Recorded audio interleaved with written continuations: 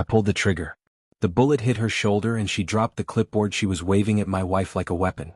She screamed, fell to the ground and clutched her arm, her face twisted in pain and fury. My heart pounded as I shielded my kids who were crying behind me. My wife Sarah stood frozen, her hands trembling as she held our youngest Emma close to her chest. We were on our own ranch, our land, far from the city, fenced and marked with countless no trespassing signs. Yet this HOA board member named Linda Hayes had burst onto our property like a maniac, shouting threats and waving that clipboard like she was in some kind of war movie. I had no choice. She had crossed the line. But as the sirens began to wail in the distance, I knew this was far from over. What would the cops say when they saw a bleeding HOA president on my property? Would they believe me or would they see a man with a gun and a wounded woman on the ground? Let me take you back to how this whole mess started. It began when we moved to the ranch just outside Millfield, Texas, a peaceful spot with rolling fields, wildflowers in the spring, and a beautiful two-story farmhouse with a red roof. We bought the property fair and square. It was clearly not part of any HOA zone. That's what made us choose it in the first place. I wanted my kids to grow up with open skies and fresh air, not HOA fines for leaving a bike on the front porch. At first it was paradise. My wife Sarah baked pies every Sunday. I built a treehouse with my son Luke. Evenings were filled with campfires and storytelling under the stars. The ranch life gave us peace we never found in the suburbs. Then came the letters. At first they looked like regular mail. No logo, no real return address. The first one said, "You are in violation of Section B HOA Code 12. Remove livestock within 14 days." I laughed. Must be a mistake. My ranch wasn't even within any HOA jurisdiction. I tossed it in the trash. Then the second letter came. This one was more aggressive. Refusal to comply will result in legal action and a possible property lien. I frowned and called the HOA office. "Hello," I said, "I think there's a mix-up. I'm not in your HOA. My property is exempt, was never part of any neighborhood plan." The lady on the phone sighed. "Sir, if your property shares the same access road as HOA members, it's under our regulation." That made no sense. I'd read my land papers 3 times. "My driveway is private," I said. "I own that road. It's carved into my deed." She didn't budge. "We'll be following up." Click. I hung up and stared at the phone. That's when I knew this wasn't a mix-up. It was harassment. Weeks passed, then one afternoon Luke came running inside, eyes wide. "Dad, there's a man outside with a clipboard taking pictures." I ran out and caught a short, pudgy woman in khaki snapping photos of our barn. It was Linda Hayes herself, though I didn't know her name yet. "Hey," I shouted. "You're on private property?" She looked at me all smug. "This is part of a compliance inspection." "Get off my land," I said, walking toward her. She rolled her eyes. "You're going to regret this attitude. You'll hear from the board." She left, but not before snapping one last picture of my truck's license plate. That night I bolted every door. Something about that woman unsettled me. The following morning we found pink notices taped to our gate. Final warning, remove unauthorized structures. Fines exceed $3,000. Sarah looked worried. "We can't ignore this anymore, Jack. What if they try to take the ranch?" I calmed her down and told her we'd get a lawyer. But I didn't know yet just how deep this was going to go. The lawyer I hired was a sharp guy named Derek. He flipped through our documents, muttering legal terms under his breath. After an hour he said, "Jack, you're right. Your land is clearly outside any HOA boundary. You've got the original land survey, the exclusion clause, everything. So they can't touch us?" He nodded slowly. "In theory, no. But these people play dirty. They'll try intimidation, fines, maybe even lawsuits just to drain your bank account. You're not in the wrong, but staying out of court is going to take patience." Patience wasn't easy. The next week, I came home from the feed store to find a for sale sign hammered into my front yard. In bold black marker across the board, it read, "Foreclosure, pending HOA property reclaim." I nearly ripped the thing out with my bare hands. Luke cried when he saw it. "Dad, are we losing the ranch?" "No," I said firmly. "They're bluffing." But Sarah was shaken. "How long before they come after us in person?" That night, I moved my rifle from the gun safe to the coat closet near the front door. Still, I hoped it wouldn't come to that. Then things got quiet. Too quiet. No more letters, no more visits, no more signs. Sarah thought maybe they'd given up, but I didn't trust it. I felt something building. One evening, I got a text from a blocked number. It just said, "You've been warned." I showed it to Derek. He said we should file a report, but without a sender there wasn't much the sheriff could do. Then came the power outage. It was a warm Saturday evening. We were getting ready for movie night, popcorn popping, Emma dancing around in her pajamas. Then suddenly total darkness. I grabbed a flashlight and went out to check the breaker. Someone had ripped the whole panel off the side of the house. Wires were hanging like spaghetti. I looked around and spotted fresh tire tracks in the dirt leading toward the back gate. They had been here. That's when I told Sarah, from now on, we keep the kids inside after sunset. Still, we didn't want to run. This ranch was our dream. We couldn't just give it up to bullies. So I installed security cameras, reinforced the doors, and kept the rifle close. I started waking up in the middle of the night to do patrols with our dog Max. The kids thought I was playing cowboy. I didn't have the heart to tell them the truth. 2 nights later it happened. I woke up to a bang, a sharp metal clang from the barn. I grabbed my flashlight and quietly opened the front door. Max growled low and deep. I saw 3 figures near the barn. One of them had a crowbar. I ran back inside. "Sarah," I whispered, "get the kids. Go into the safe room and lock it." She didn't ask questions. I grabbed the rifle, loaded it, and stepped outside. "You're trespassing," I shouted. "Leave now." 1 figure ran off but 2 stayed. One of them shouted back, "You're going to pay for disrespecting the HOA, you piece of trash." Then he rushed me and I recognized him. It was Linda Hayes' right-hand man, a guy named Todd who'd been with her during some of the earlier confrontations. But now he wasn't holding papers. He was holding a crowbar and he was charging toward Sarah, who was just closing the back door behind her. I had to pull the trigger. The shot echoed through the night. Todd collapsed, clutching his shoulder, screaming. Suddenly sirens sounded. The sheriff's car lights painted the trees in blue and red. But what would they do when they found me, gun in hand, and Todd, an HOA member, bleeding on my land? Would they believe me or would they arrest me? "Drop the weapon," one of the deputies yelled as they sprinted toward me. "Drop the weapon. Hands in the air." The blinding beam of a flashlight hit me square in the eyes as several more officers came rushing through the trees, their boots crunching against the gravel path. I slowly laid the rifle down in the dirt and raised my hands high. My heart pounded in my chest. Behind me I could hear Sarah calling out, "Please don't shoot." He was protecting us. One officer approached and quickly secured the rifle while another yanked my hands behind my back and cuffed me. "Sir, you are being detained for the discharge of a firearm. You have the right to remain silent." "I didn't want to shoot him," I interrupted, still dazed. "He was coming at my wife with a crowbar. He broke into my property. I warned him." "We'll sort this out," the officer said firmly. Then he turned to his radio. "We've got 1 down, gunshot wound to the shoulder. EMS needed immediately. We have detained the suspect. Clear the area and secure the scene." They guided me toward the squad car, but not before I saw Todd writhing on the ground being loaded onto a stretcher. His face was pale, sweat glistening on his forehead. He stared right at me with eyes full of pure hatred. Not regret, not fear. Just hate. Sarah was holding the kids, trembling. Emma was crying and Luke clung to his mom's leg, whispering, "Is Daddy going to jail?" I kept quiet as they put me into the back of the cruiser, my hands still cuffed. I tried to stay calm but my thoughts were racing. Did I just ruin everything? Would they believe my side of the story? At the sheriff's station they kept me in a holding room for what felt like hours. Eventually, a man in a white shirt and tie walked in, Sheriff Daniels. I had seen him once before at a county fair. He had given a speech about safety and respect for the law. He sat down across from me and folded his hands. "Mr. Carter, we've reviewed the footage from your security cameras. You did everything by the book. The footage shows the man charging at your wife with a weapon. You gave a clear verbal warning, then you fired 1 shot. I blinked, stunned. "So I'm not under arrest?" "No," he said. "You're being released. The man you shot, Todd Kensington, is known to us. We've had several complaints of harassment tied to his name, but nothing stuck until now. He and his so-called HOA enforcement team have been pushing boundaries for months." I let out a shaky breath, but Sheriff Daniels continued, "You need to be careful. The HOA he's part of is more than just a group of nosy neighbors. They've got deep pockets and friends in high places. If they come after you again, document everything and don't let your guard down." When I walked out of the station, Sarah was waiting for me in the truck. The moment I saw her, I pulled her into a hug and just held her. The kids were asleep in the back seat. "I thought they were going to take you away," she whispered. "They almost did," I said. For a few days it seemed like things had settled.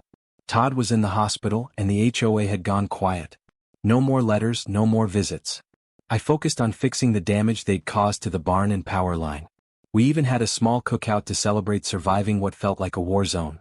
But just when we thought it was over, I got a letter. This one wasn't from the HOA. It was from a law firm. Inside it read, "You are being sued for assault with a deadly weapon, intentional emotional harm and property damage. Plaintiff, Todd Kensington." I stared at the paper.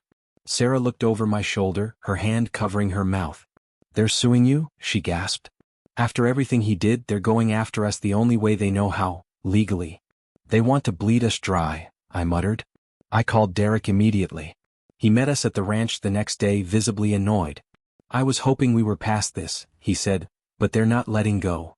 He paced around the kitchen looking over the lawsuit. "They're claiming you didn't give Todd a warning, that he was just there doing a compliance check, and that you opened fire without cause." "That's a lie," Sarah snapped. "We have security footage." "Yes," Derek nodded, "but they'll try to say the footage was tampered with or that it doesn't show the full context. We're going to need to file a countersuit and a restraining order." The next few weeks were filled with paperwork, court dates, and stress. Our savings started to shrink fast. Every day I watched my kids play in the yard, wondering if this fight was going to leave us broke. Then one day as I returned from dropping Luke at school, I noticed something strange. Our fence gate was wide open. That was odd, I always locked it. I got out and saw fresh boot prints leading to the back pasture. I grabbed my pistol and walked slowly, staying low and quiet. That's when I saw it. A huge pile of dead hay had been set on fire right next to our horse stables. The flames were high and smoke was thick in the air. "Sarah!" I screamed, running toward the house. "Call 911. Fire." I grabbed a shovel and ran back, trying to beat down the flames before they reached the barn. Sarah rushed out with the garden hose. Together we managed to slow the spread, but the haystack burned to ash and one side of the barn's wall was scorched black. The fire department arrived just in time to stop it from spreading further. When the blaze was out, the fire chief came over. "You said this started on its own?" "No, sir," I said, pointing to a trail of black gas lines in the dirt. "Someone did this. Someone tried to burn down our ranch." The sheriff arrived an hour later. "Jack," he said grimly, "this wasn't just arson. This was attempted intimidation. If your stables had caught fire, your animals could have died. Maybe worse." "I know who did this," I said coldly. "Todd or someone tied to them." But the sheriff shook his head. "No cameras caught them this time. Proving their involvement will be difficult unless they make a mistake." I clenched my jaw. "Then we make it hard for them to come back." I installed more cameras, tripwire alarms, and motion lights and reinforced the barn. Sarah didn't let the kids out of her sight. But the worst part wasn't the lawsuit or the fire, it was the fear. The feeling that no matter what we did, they'd come back. We were tired, worn down, but not broken. And just when we thought we'd seen the worst, we woke up to a sheriff's cruiser at the gate and a fresh court order in his hand. This time they weren't suing me. They were trying to take full custody of our kids, claiming the ranch was an unsafe environment due to fire hazards, firearms, and an unstable father. Sarah screamed when she read it, and I knew then that this wasn't just about land anymore. They wanted to destroy us completely. I stood there, barefoot on the porch, staring at the court order in the sheriff's hands. The paper shook slightly in the breeze, but its words hit like a hammer. "Petition for emergency removal of minor children from unsafe living conditions." My knees almost buckled. "They're trying to take my kids," I muttered. Sheriff Daniels looked as heartbroken as I felt. "I had to serve it, Jack, but it's not final. It's a hearing request. The HOA's lawyers filed it under emergency grounds. A judge will decide if Child Protective Services needs to intervene." Sarah clutched Emma tighter to her chest, tears rolling silently down her cheeks. Luke stood behind her, holding her dress with both hands, clearly sensing something was wrong. "They can't do this," Sarah whispered. "We didn't do anything wrong. Our kids are safe. They're happy." "They're weaponizing the system," Derek said later that day after racing over to review the papers. "They're using the fire, the shooting, and the lawsuit to paint you as unstable and dangerous. This is a move of pure desperation, but we won't let it stand." He started calling in favors, working day and night to prepare for the hearing. We gathered character references from our pastor, school teachers, and even the town vet. Everyone knew we were a loving family, but the thought that someone could twist the truth this badly was terrifying. That night, I held Sarah as she cried in our bed. "They don't just want the land," she said. "They want to erase us." I didn't sleep. I sat by the window with the rifle on my lap, watching the shadows shift across the yard. Every rustle, every chirp of a cricket made me flinch. The idea that someone could come again, this time for my kids, burned in my chest like acid. The hearing came a few days later. We wore our best clothes and drove to the county courthouse in silence. In the waiting room, Luke looked up at me and said, "Dad, are they going to take me away?" "Nobody," I said, trying to smile. "No one's taking you. Not ever." The courtroom was small but packed. Todd was there, his arm still bandaged, looking smug in a suit too tight for his wide belly. He didn't even flinch when he made eye contact with me. The HOA's lawyers stood and made their case. They showed pictures of the burned haystack, the scorched barn, the shooting incident, and even twisted parts of my interview with police, spinning it like I was some dangerous lunatic living in the woods. Then it was our turn. Derek stood with fire in his eyes. "Your Honor, this is a ranch, not a war zone. And Jack Carter didn't start this fight. He has only protected his family. Everything the HOA is throwing at him is retaliation because he refused to submit to an organization that has no authority over his land." He presented the land deed, the security footage, and the character letters. Sarah testified, her voice cracking but steady, "My children are safe with us. This is our home. This is our life. We're not the threat, they are." I took the stand last. I didn't rehearse anything. I'm a father. I'm a husband. I didn't fire that shot for fun. I fired it because a man was about to hit my wife with a crowbar on my own land. He broke in, he ignored warnings, he meant harm. I did what any man would do to protect the people he loves. The judge, a woman with sharp eyes and a calm voice, reviewed everything for what felt like hours. Then she gave her verdict. "I see no evidence that these children are in danger from their parents," she said. "Petition denied. Children will remain in their home. Furthermore, I am granting a temporary restraining order against Mr. Kensington and the HOA from making any further contact with the Carter family, pending further legal review." We broke down in tears. It was a small win but a powerful one. On the way home we let the kids get ice cream. We laughed a little. Sarah even smiled. It felt like the first bit of sun after a storm, but the clouds weren't gone yet. That night, as I reviewed the security footage on my laptop, footage from just a few hours before the hearing, I saw something that made my skin crawl. A dark SUV was parked just outside our fence line. The license plate had been taped over. A figure climbed out, walked to the gate, and slipped something into the mailbox. Then they turned to the camera and waved. It wasn't Todd this time. It was Linda Hayes herself. I walked outside with my flashlight and opened the mailbox. Inside was a small black envelope. No name, no return address. Just a message on a folded card. "This ends tonight. One way or another." I stared at the words, my breath caught in my throat. I realized this might go deeper than just one woman with a grudge. That's when I heard the sound of vehicles approaching. Multiple engines getting closer. I ran back inside. "Sarah, get the kids. Safe room now." "What's happening?" she asked, but she could see the panic in my eyes. "Linda's coming. And she's not alone." Through the window I saw headlights, 3 vehicles pulling up to our gate. Car doors slammed. Voices shouted orders. They weren't just here to serve papers or take pictures. They were here to finish this. I grabbed my rifle and took position by the front window. Sarah had the kids in the safe room. This was it, the final confrontation I'd been dreading for months.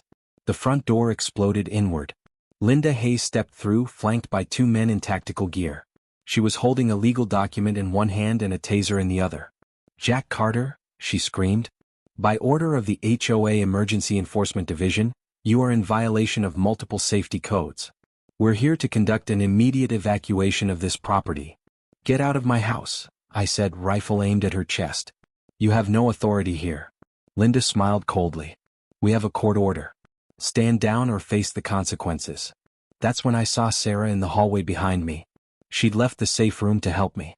One of Linda's men was moving to flank us. "Sarah, get back," I shouted. But Linda raised her taser and pointed it directly at my wife. "Nobody moves until we're done here." That's when everything went red. I didn't think. I didn't hesitate. I pulled the trigger. The bullet hit Linda Hayes' center mass. She dropped like a stone, the fake court order fluttering to the floor beside her. Her 2 men raised their weapons, but I was already moving, Sarah was already screaming, and the sound of sirens was already filling the air. Because this time I'd called for backup before the shooting started. Sheriff Daniels and 6 deputies stormed through the door 30 seconds later. They found Linda Hayes bleeding out on my living room floor, 2 mercenaries in zip-tie restraints, and me standing over them with my rifle. "Jack," the sheriff said, surveying the scene, "what happened here?" "Home invasion," I replied calmly. "They broke down my door, threatened my family, and pointed weapons at my wife. I defended my home. The paramedics worked on Linda, but it was too late. She died on my living room floor, surrounded by the fake legal documents she'd used to terrorize my family for months. The investigation that followed revealed everything. Linda Hayes wasn't just an HOA president. She was the front woman for a land development company that specialized in forcing small property owners off valuable land through intimidation, fake legal claims, and outright violence. They'd done it to dozens of families across Texas. We were just the first ones who'd fought back hard enough to expose them. Todd Kensington rolled over on the whole operation in exchange for a reduced sentence. The two mercenaries were career criminals with records stretching back decades. The fake HOA was dissolved, and the development company faced federal charges for racketeering, fraud, and conspiracy. 6 months later, I was sitting on my front porch watching my kids play in the yard that we'd fought so hard to keep. The ranch was peaceful again. The legal battles were over. The threats had ended. Sarah came out with 2 cups of coffee and sat beside me. "Do you ever regret it?" she asked quietly. I thought about Linda Hayes dying on my living room floor. I thought about the months of terror, the sleepless nights, the fear in my children's eyes. "No," I said finally. "She came into my home. She threatened my family. She pointed a weapon at you. In Texas, that's grounds for lethal force." Sarah nodded. "The kids seem happier now. More relaxed. They don't have to be afraid anymore. None of us do." We sat in comfortable silence, watching Luke and Emma chase each other around the tire swing I'd built for them. This was what I'd fought for, not just the land but the peace. The right to raise my family without fear. Sometimes people ask me if I think I went too far. If maybe I should have tried to reason with Linda Hayes, find some kind of compromise. But they don't understand what it's like to have someone threaten your children. They don't know what it feels like to watch your family live in terror because of one person's greed and need for control. Linda Hayes had every opportunity to back down. She could have accepted that my ranch wasn't part of her jurisdiction. She could have respected the court orders. She could have stopped the harassment, the threats, the attempts to destroy my family. Instead, she chose to escalate. She chose to break into my home with armed men. She chose to point a weapon at my wife. And I chose to defend my family. As I write this story, it's been a year since Linda Hayes died on my living room floor. The ranch is thriving. My kids are happy and safe. Sarah has started a small business selling homemade pies at the farmer's market.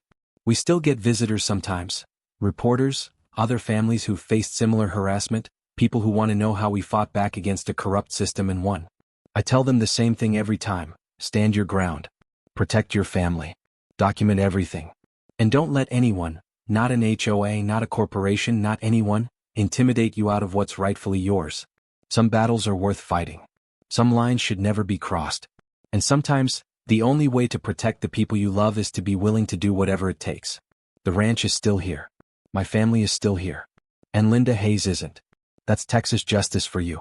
If you're dealing with HOA harassment or land grabbers trying to steal your property, remember this story. Remember that you have rights. Remember that your family's safety comes first. And remember that sometimes the only way to stop a bully is to show them that their victims aren't as helpless as they thought. Stand your ground. Protect what's yours. And never, ever let them see you back down. Because this is America and some things are worth fighting for.